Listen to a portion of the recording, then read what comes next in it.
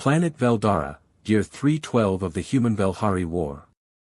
Queen Avelina Daravas had not slept in 11 days. She stood at the edge of the war room's obsidian balcony, her silver crown catching the red glow of a dying moon, and stared out across a planet that was running out of time. Below her, the great city of Velora burned in patches, not from tonight's battle, but from last week's. And the week before that. Century upon century of scorched stone, and still the war between the Velhari and the humans showed no sign of ending. Her advisors wanted her to fight. Her generals wanted blood. Her people wanted peace. She was the only one willing to pay the price for it.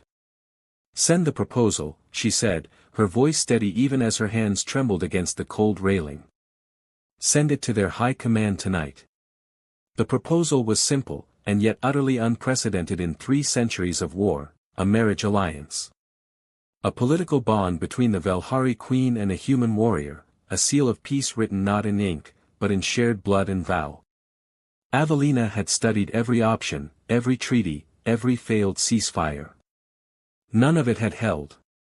But a marriage? A union? That was harder to dissolve with artillery. She had one condition. The human chosen could not be a politician. Politicians lied too beautifully.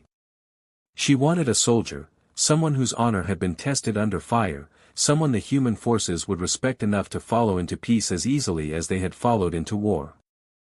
3 days later, the humans sent their answer. His name was Riker Kane. She'd read his file 12 times. Former Special Operations Commander.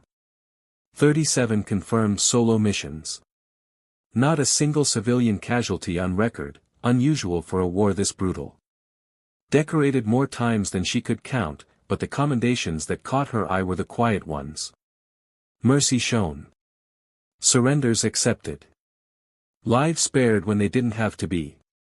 He was, by every account, a man who knew exactly how much damage he could do, and chose not to. That restraint was what made Avelina choose him. She thought it meant he was gentle. She would learn, very quickly, that she was wrong about that. On the morning he was scheduled to arrive, Avelina dressed in formal battle ceremonial, the deep violet silk of the Velhari royal house over fitted silver armor, her dark hair braided with starfire crystals. She told herself the care she took was political. Appearances mattered in diplomacy. But when the human transport ship broke through Veldara's cloud cover and she stood at the landing platform with her court assembled behind her, she felt something she hadn't felt in a very long time. Nervous. The ramp descended. And Riker Kane walked out. He was taller than she'd expected. Broader. He wore no ceremonial uniform, just matte black combat fatigues, worn soft from use, and a jacket with the insignia of his unit stitched quietly at the shoulder. He had dark eyes that swept the landing platform with the calm, unhurried assessment of someone who had walked into danger so many times it no longer registered as such. Those eyes found hers across the distance between them and stayed there. Avelina lifted her chin. She was a queen. She did not flinch. He crossed the platform, stopped at the appropriate diplomatic distance, and inclined his head in a gesture that was not quite a bow but held far more respect than most of her own generals offered her. "Your Majesty," he said. His voice was low, unhurried. A voice that had given orders in places where the wrong word meant death. "Commander Kane," she replied. "I trust the journey was tolerable." "Long," he said simply. Then, after a pause that lasted exactly 1 beat too long to be accidental, he added, "Worth it." Something warm moved through her chest. She filed it under diplomatic caution and turned to lead him inside. The wedding was set for 7 days hence. 7 days to learn each other's names, each other's customs, each other's language of silence. 7 days that Avelina knew would not be enough, and feared might be far, far too much. The Palace of Velora, days 1 through 6. Riker had been in enemy territory before. He'd slept in rubble, eaten ration bars that tasted like chalk, and navigated jungles on alien worlds without a single landmark he recognized. But nothing had quite prepared him for the controlled, elegant discomfort of living inside Queen Avelina Daravasa's palace and pretending, at every moment, that he was not deeply, profoundly unsettled by her. She was extraordinary. That was the problem. He'd expected something cold. A political creature. All calculation and ceremony. Instead, on the second morning, he'd found her alone in the war room at 4 in the local morning, surrounded by casualty reports, her crown set aside on the table like she'd forgotten it, her dark hair loose around her shoulders. She hadn't heard him come in. For a long moment, before she sensed his presence, he watched her trace her finger across a map of burned cities with an expression so raw it made something ache in the center of his chest. She looked up sharply. Her eyes narrowed. "You move quietly for a human," she said. "Old habit," he replied, and nodded at the reports. "Can't sleep." A long pause. Then, as though the admission cost her something, "No." He pulled up a chair and sat across from her without asking permission. She stiffened slightly, a queen unaccustomed to people who didn't wait to be invited. Then something in her seemed to decide it wasn't worth the energy to correct him, and she returned to the reports. They sat in silence for an hour. It was, Riker realized, one of the most honest conversations he'd had in years. By the third day, the silence had begun to change shape. It was still quiet between them, they were both people who used words carefully, but the quiet felt less like distance and more like something shared. She showed him the city from the palace roof at dusk, when the twin moons of Veldara rose together and turned the sky a deep, impossible amber. He showed her the small, battered notebook he'd carried through every deployment, pages full of handwritten notes, coordinates, and, in the margins, sketches of places he'd been. She turned the pages with her fingertips, careful, as though she understood that everything in there had weight. "You draw," she said. "Not a question. A kind of wonder. Helps me remember things the way they actually were," he said. "Not the way the reports make them sound." She looked up from the notebook and met his eyes. Held them. "Yes," she said softly. "I understand that." On the fourth night, there was a formal dinner with her court, 12 of the highest Velhari nobles, all watching him with the polite, veiled hostility of people who didn't want this wedding and were too politically savvy to say so outright. Riker sat at Avelina's right hand and ate things he couldn't identify and answered questions designed to make him feel small with the same calm he used when someone was shooting at him. Afterward, when the court had dispersed, Avelina walked with him to the corridor near his chambers and paused at the junction. "You handled that well," she said. "They love you," he said. "They're scared of losing you to a bad decision." "I don't blame them." She looked at him steadily. "And is that what this is? A bad decision?" He held her gaze. "I don't know yet," he said, which was the most honest thing he could offer. Something shifted in her expression. Not disappointment, something closer to respect. On the fifth day, she taught him 3 words in Velhari. The word for peace. The word for treaty. And one other word, a short, ancient one that she said without looking at him, very quietly, while they stood at the edge of the palace garden watching the starfire crystals bloom in the evening light. He asked what it meant. She was quiet for a moment. Then, "It means, someone the stars chose for you. Before you were born." She paused. "It is what our people say of significant matches." The silence after that was a different kind entirely. On the 6th night, the night before the wedding, she came to his chambers. Not for anything scandalous, the protocols of her court made that impossible. But she sat with him on the balcony under the amber moons with a bottle of something dark and warm from the Velhari highlands, and they talked. Really talked. About the war. About what peace would cost each of them. About what they were both giving up and what, possibly, they might be moving toward. At some point she had leaned her shoulder against his, and neither of them moved away. "Are you afraid?" she asked, her voice very soft. "Of tomorrow?" He considered it. "No. Then what? He turned to look at her profile, the clean sharp line of her, the starfire crystals still woven into her hair, catching the moonlight. He wanted, very badly, to say something true. Of how fast this is happening, he said. And of the fact that I don't think I mind. She turned to face him.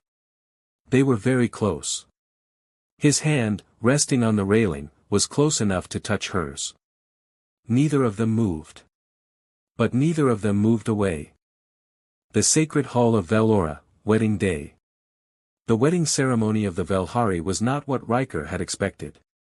He had expected something cold and political. Pageantry without warmth. A contract dressed in silk. Instead, the sacred hall of Velora was luminous, lit by 10,000 starfire crystals embedded in ancient stone, their light shifting between blue and gold as if they breathed.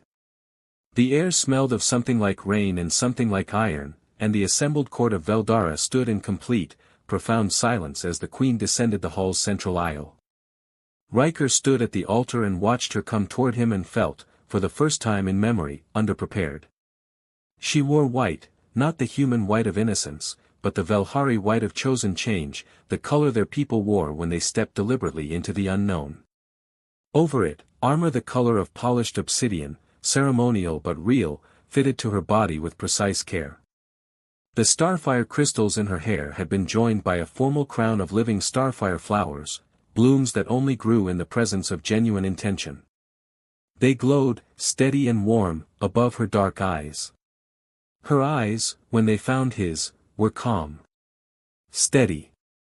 And something else, something she was working, visibly, to keep contained. He understood.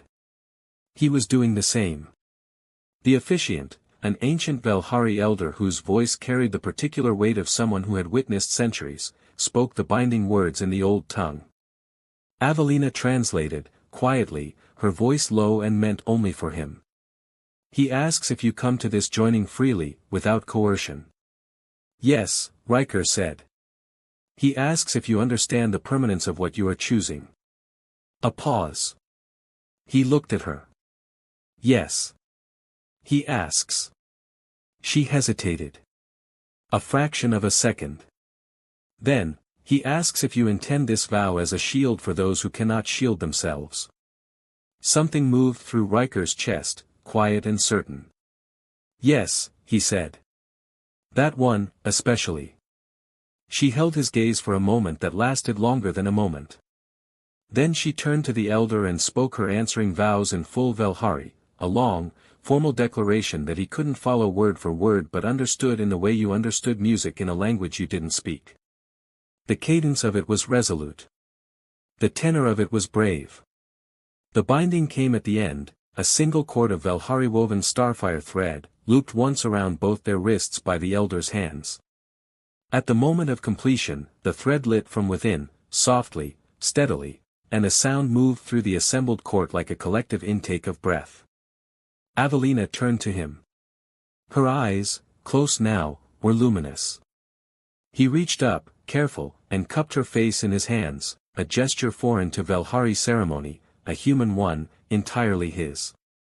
She stilled for a fraction of a second, surprised, and then something in her face broke open, just slightly, just at the edges, into something real and unguarded and completely beautiful. He kissed her, gentle and deliberate. She kissed him back, one hand rising to press flat against his chest as if to feel whether his heart was doing what hers was doing. The court murmured. The starfire flowers in her hair blazed brighter. The thread around their wrists burned warm gold. And that was the moment the proximity alarms began to scream. The transformation was instantaneous. Riker pulled back, his hands dropping from her face, his entire bearing shifting in the span of a single breath from husband to soldier. His eyes swept to the hall's high windows. His jaw set. How many entry points does this hall have? He said, his voice completely level. She had already turned toward her guard captain, issuing orders in rapid Velhari. She glanced back at him. 7. They've come from the northern ridge, the Kruvan collective, an enemy state who. Numbers. Estimated 300 ground troops. Elite assault class. Riker. He was already moving. The Battle of Velora, the wedding day ambush. The guard captain's name was Dravath, and he had been a soldier for 40 years. He had seen human warriors before, they fought with their bodies, with will and endurance, and he respected that. But humans, in his experience, needed armies. What he watched over the next 90 minutes would reshape every belief he had ever held about what one human being was capable of. Riker Kane moved through the palace's outer fortifications like a force of nature wearing a man's shape. He'd requisitioned from his transport ship in the 4 minutes between the alarm and the first enemy contact, a compact tactical harness, 2 sidearms, a plasma blade, a small arsenal of shaped charges, and a device roughly the size of his fist that none of the Velhari had seen before. He explained nothing. He moved with the quiet efficiency of someone who had done this, or something very like this, enough times that the thinking part was gone and only the doing remained. He hit the first wave alone. 30 Krovan soldiers breaching the northern gate, heavily armored, moving in textbook assault formation. Riker let them get inside the corridor, lured them, actually, with what Dravath later described as infuriating patience, and then deployed the small device. It emitted a pulse that disabled every piece of Krovan electronics within 40 meters. Armor. Weapons. Communications. All of it dead in 3 seconds. Then Riker walked through them. Methodical. Devastatingly efficient.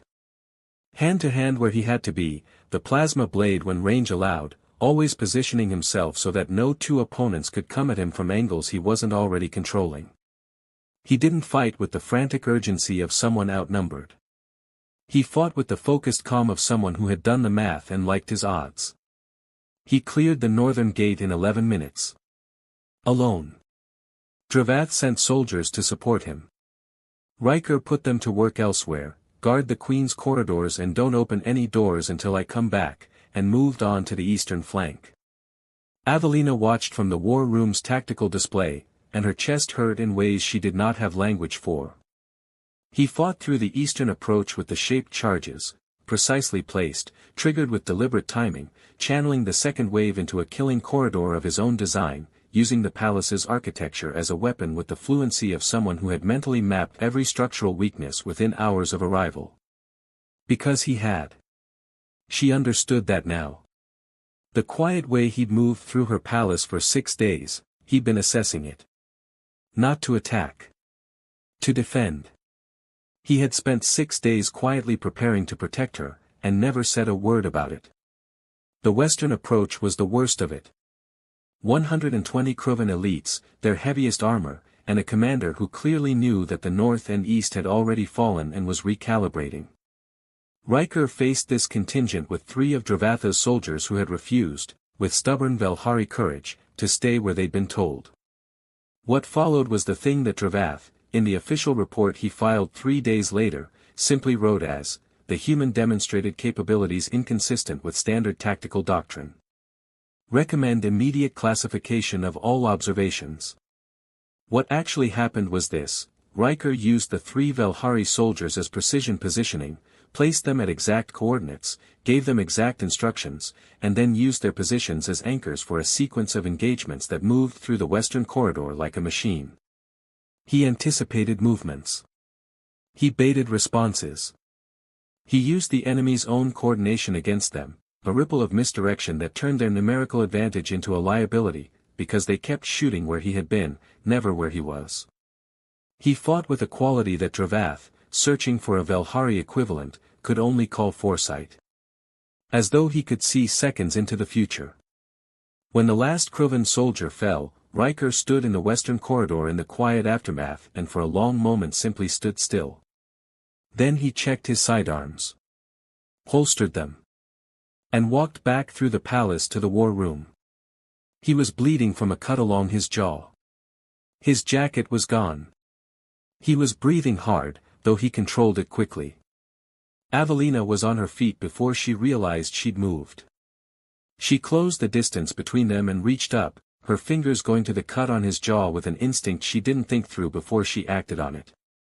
He stilled completely under her touch, the same kind of stillness he'd shown in combat, but different.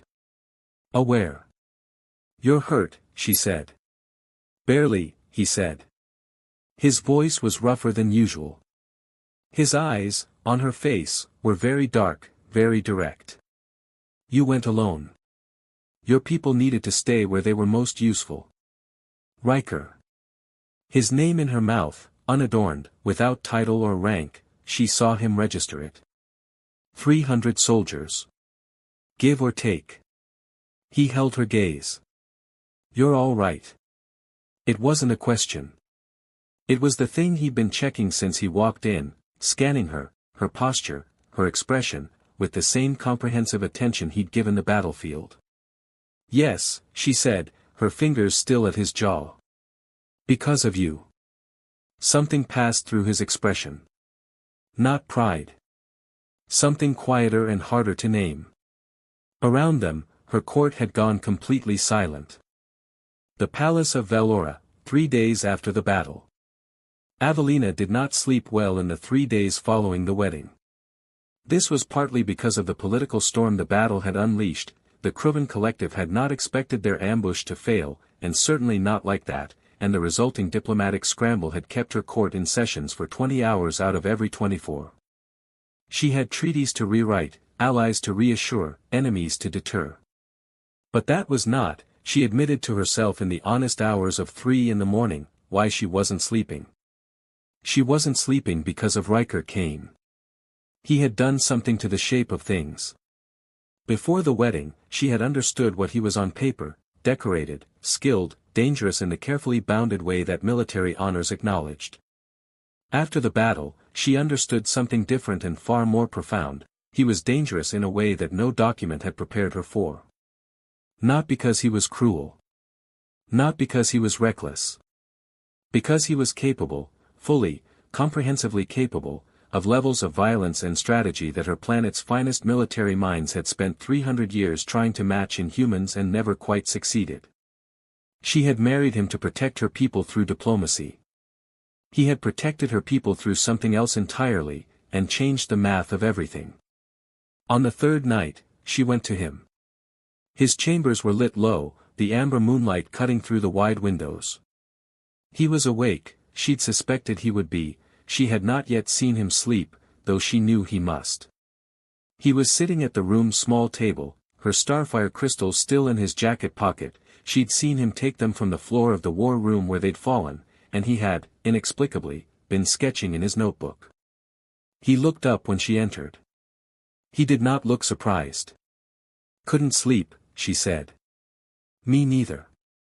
He set the notebook aside, watching her cross the room. She sat across from him, and for a long moment neither of them spoke. The silence was not uncomfortable. With them, it never was. But it was weighted. "I need to say something to you," she said. "All right." She met his eyes. "I chose you because I thought you were honorable and unlikely to cause harm. I believed that a man with your record, mercy shown, lives spared, would be a gentle presence in this alliance. Someone my people could accept without fear." He said nothing. He watched her. "I was wrong," she said. "Not about your honor. Not about your mercy. But about what you are." She paused. "Riker. What you did in those corridors, alone, against those numbers, my generals have reviewed the tactical recordings 3 times and they cannot fully explain it. You are not what I expected a human to be." "Would you like me to explain?" he asked, quiet. "I don't think an explanation would help," she said, and her voice was steadier than she felt. "What I need to know is something different." She held his gaze. "The treaty. This marriage.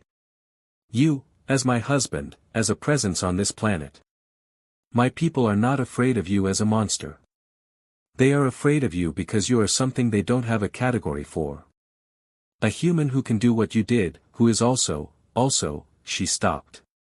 "Also what?" he asked, and his voice was very gentle.